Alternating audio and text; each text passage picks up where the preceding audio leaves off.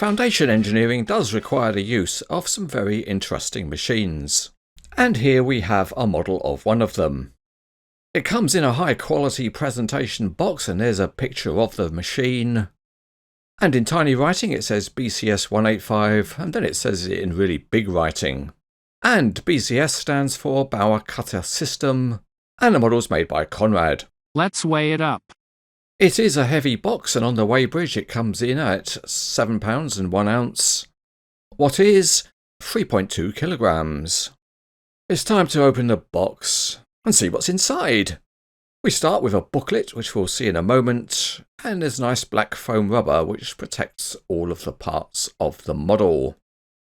Let's get on to the booklet, and it's a high quality piece of work, and there's an excellent parts list to start with. There are quite a few parts to assemble, and as you can see it's shown by line diagrams with the relevant parts coloured. It's all done with diagrams, so there's no writing, and we'll use it in the next section.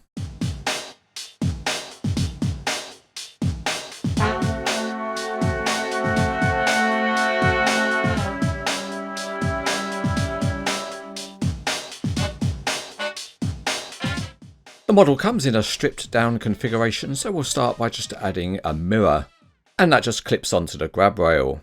We now have what would be suitable for a transport load, and here comes a low loader.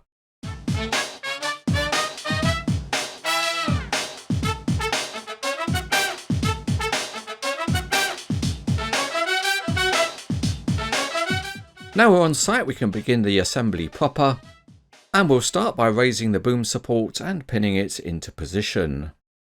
This is one area where access doesn't suit fat fingers and thumbs, so we need to use a little bit of innovation to get the pins pushed into position.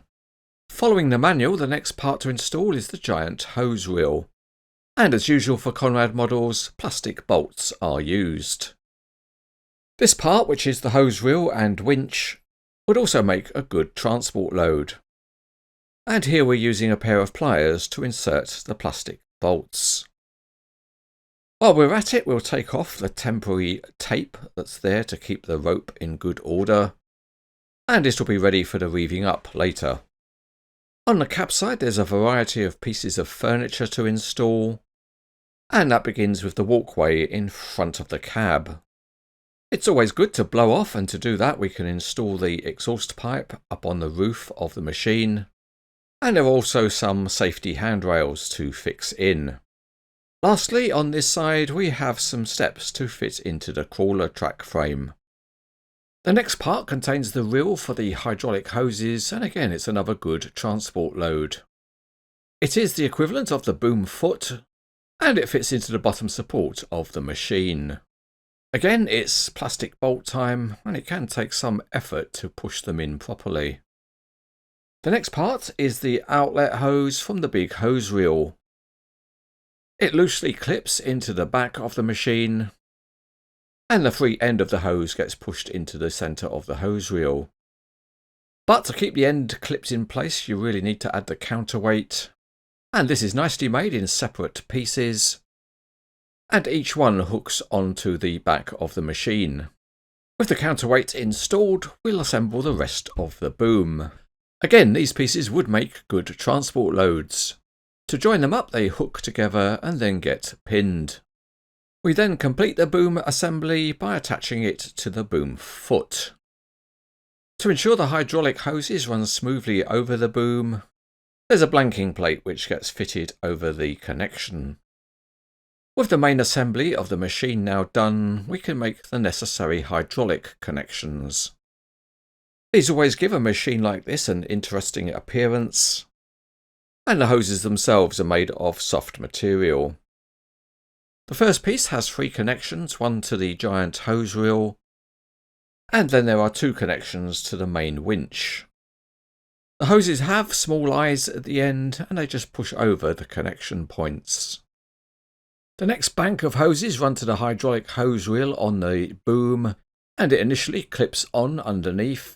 And although the manual's not very clear about the connection to the hose reel itself, it seems sensible to fold it into the central axle. With that done, we can then add the final bits of additional furniture. And on this side of the model, that includes a metal ladder. And there are also some more handrails. With the basic assembly done, we'll now move on to attach the cutter. And we'll start by taking some rope out from the winch drum. And it gets fed over a couple of sheaves at the boom head. What passes through a hook is an interesting piece. And reeving it is a little bit blind because you can't see inside. But luckily the rope feeds through easily enough. Next we run out a bank of hydraulic hoses from the hose reel. And then we'll also pull out some disposal hose from its reel. So here is the cutter head lying ready to be attached. And for lifting it there is a pinned connection. The hydraulic hoses push into a slot, but you really need to wedge them to make them stay in place. And the disposal hose plugs into the top of the cutter. With that all done, we can raise the boom and also lift up the cutter. The hydraulic rams are initially very stiff, but once they get moving, they're okay. And as you see, the hydraulic hose connection to the cutter easily pops out. So we'll have to send a man up in the air to fix it.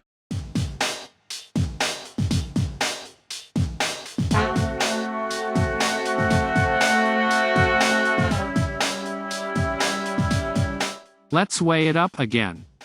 The whole system goes onto the weighbridge and it comes in at about £5 14 ounces, which is a chunky 2.65 kilograms. Time for a dim check. We get the tape out, and to the top of the machine it's about 18.5 inches or 47 centimetres.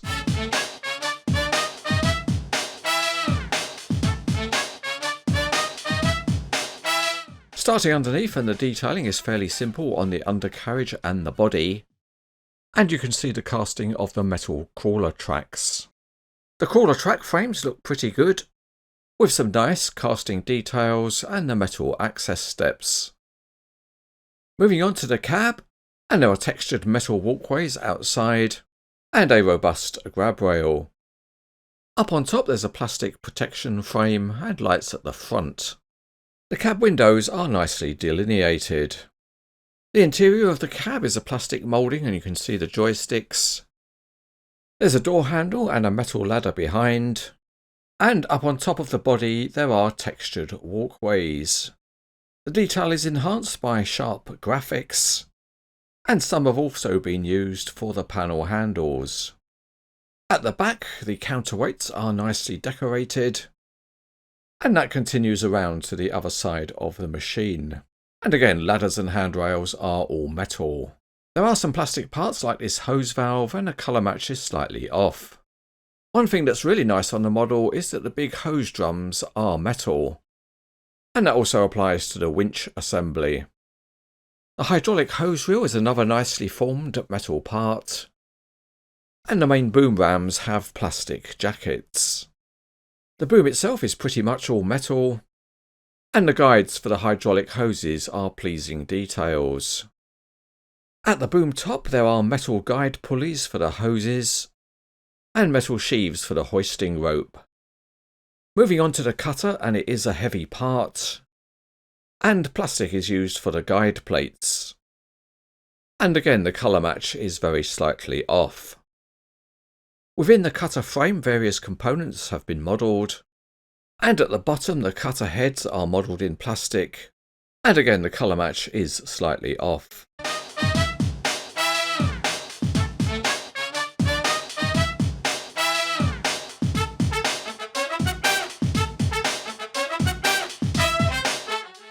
Starting underneath, and the crawler tracks roll easily enough, and they are spring-loaded to maintain the tension. Also modelled are extendable track frames. These are stiff and pull out to give the machine more stability. With the machine fully rigged, it rotates realistically, and it's all quite smooth. The cutter heads can be rotated, but it's not particularly easy, and that's because there is some clashing of the plastic parts. With some care you can simulate lowering the cutter into a trench, and have the big hose reels rotate in unison.